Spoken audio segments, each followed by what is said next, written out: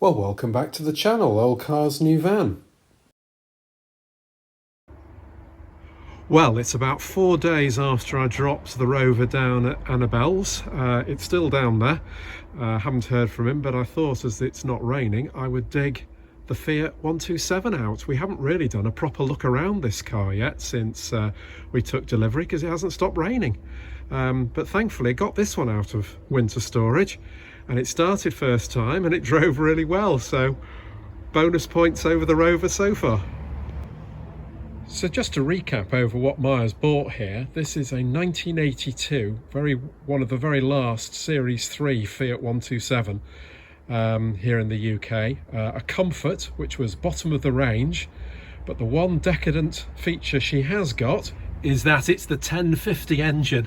You could get a 900. Now the bizarre thing about the 900, even though it was only available still in the same Comfort trim, is that it wasn't a hatchback.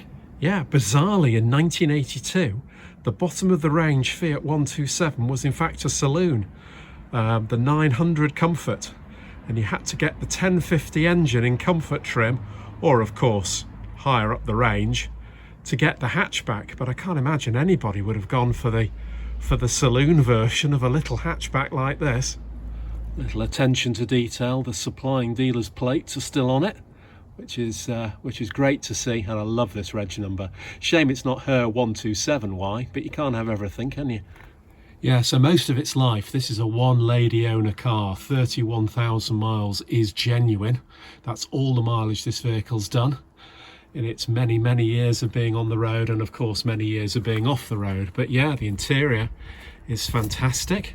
Possibly needs a little bit of a clean after the winter, but yeah, condition wise, terrific. Yeah, she really is in lovely condition actually. Very pleased to have got our hands on this. So yeah, just stepping inside, the only little job that we're contemplating what to do about, you see on this plastic piece of the dash here, somebody's obviously had some stickers in the past, and they've been on there so long that when they were taken off, not by me I hasten to add, they were taken off before we bought the car, it's left marks and the dashboard's faded around it. I was wondering whether to go to a trimmer's and have almost like ask him to reproduce the sort of the door card fabric, this sort of plasticky brown affair, slightly padded, and actually see if we could cover this entire section, because it's rather convenient that it's marked out as a section, and cover it in slightly padded fabric to match that. I think that would be the best solution, but I mean, it's not urgent. So all the wheels have been powder coated, which is really great to see. So they really look the part, and the plastics are in great condition as well down the sides of the car. Yeah, and under the bonnet is, to my sort of standard, good condition, but not polished to an inch of its life. I'm always a bit suspicious when engines are gleaming. I think it looks a bit odd, but no, this is great. Great, we've got the original tools there. Not that we'll probably ever use them, but they're nice to have anyway. Battery looks pretty fresh, but we'll just do a test on that. Okay, so for some of you, this will be really basic, but always think it's worth doing a little bit of education if I can. If you're going to mess around with old cars, get yourself a voltmeter, or multimeter should I say. Absolutely essential for checking things. So because we're checking volts, we want to turn it to the V volts and the lowest setting that's above 12 volts, which on this is 20. Okay, and then to check the battery, connect the black obviously to the negative, just jam that in there, and connect the positive, the red to the positive. And what have we got? The car has run, so that's why it's slightly, if you can see that, over 12, but yeah, that looks pretty positive. 13.15. We might do a cranking test in a minute and see what it drops to, and then obviously when it's running, what it's actually charging at.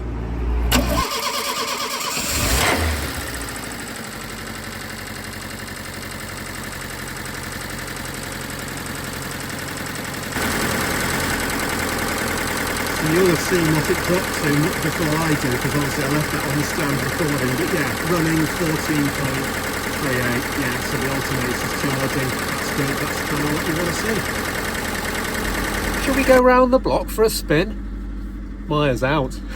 I'm nicking her car.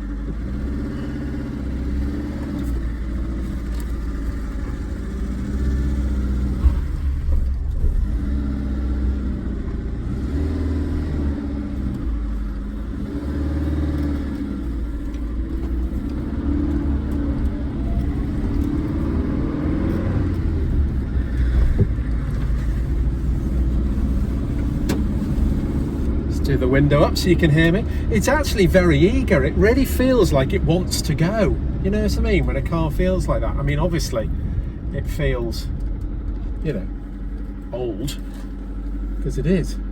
This is now 44 years old, this little Fiat, 1982, and we're now in 2026. Absolutely extraordinary. I think we'll go this way because there's traffic down there. We won't go far, we'll just go around the block. I mean, it's noisy, obviously, but she goes through the gears well, and she's keen to go. Do you know what I mean? She feels quite peppy up to about 30-40 miles an hour. After that, the limitations of the engine, obviously.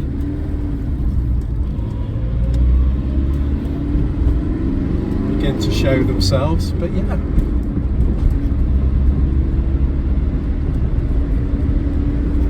I mean, that's 30 in third gear. Drop it down into fourth. Yeah, it's quite relaxed. I mean, it's a little town car, isn't it, really? You know, that's what it was designed to do, to beetle around Rome. And it does that very well, but the driving position's quite nice.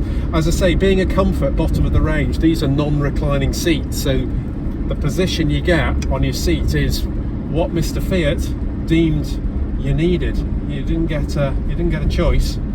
So obviously comfort is going to be a little bit compromised as a result. Gosh, terrible traffic.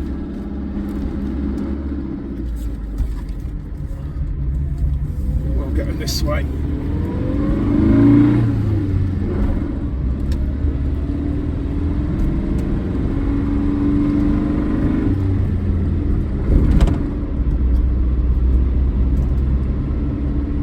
A little service road. Shouldn't really nip down there, but I was getting bored of waiting. There's no restriction, there's no real reason you can't nip down here.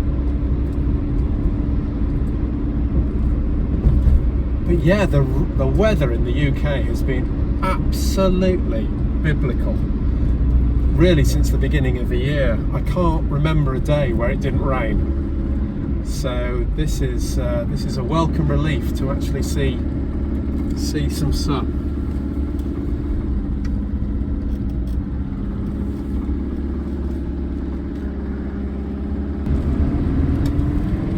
What's nice, particularly after the problems I've had with the Rover, is the steering is very exact on this. It's really quite go-karty. It's lovely. Brakes are as good as they can be on one of these. I mean, you know, we're drums all round, so you know you have to drive within realistic expectations. But it's fine. So yeah, we're just so looking forward to getting out to shows in this. I think it's going to be really fun. Yeah, roll on show season. So yeah, talking of show season, it'll probably come as no surprise that this will be our steed to Festival of the Unexceptional this year in July. Grimsthorpe Castle, really looking forward to it. Anyway, onwards, the Nissan Sunny. So if you're new to the channel, this is our incredibly rare 1989 Nissan Sunny B12 estate, one of only two left on the roads in the UK. Yeah, let's pull her out. So, good old Sunny Jim, yes, the star of the show in 2025 at Festival of the Unexceptional. Won't be going this year, but it will be making an appearance at Rustival. So if anybody in the UK is going, April, British Motor Museum, Gaydon. this car will be here. We will both be there. Yeah, really looking forward to it. Sunny Jim, as we call him, is running really well. Again, really just looking forward to show season, really, and the weather improving so we can get out more in him.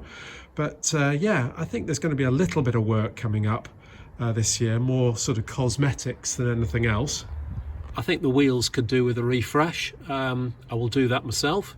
But yeah, that'll just smarten it up a little bit. They're not terrible, but you can see there where a weight was previously on the wheel. It's just looking a little bit scabby now.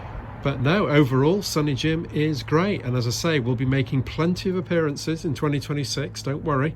It won't all be the Fiat 127, but clearly that being new to us, it is going to be, as I said earlier, our vehicle of choice for Festival of the Unexceptional this year. Yeah, so both 80s cars running really well, actually. Just the Rover that's caused us problems, but no doubt that'll be returning to the fleet in the next week or so, and we'll see where we go with him. So as I say, this was just a very brief fleet update, really, as we go into 2026, end of February now, beginning of March. So again, getting close to show season, just to see where all the cars are up to. It was just meant to be one video, but obviously the Rover had other ideas. So yeah, thanks for watching. Please like and subscribe, and we'll see you again very soon.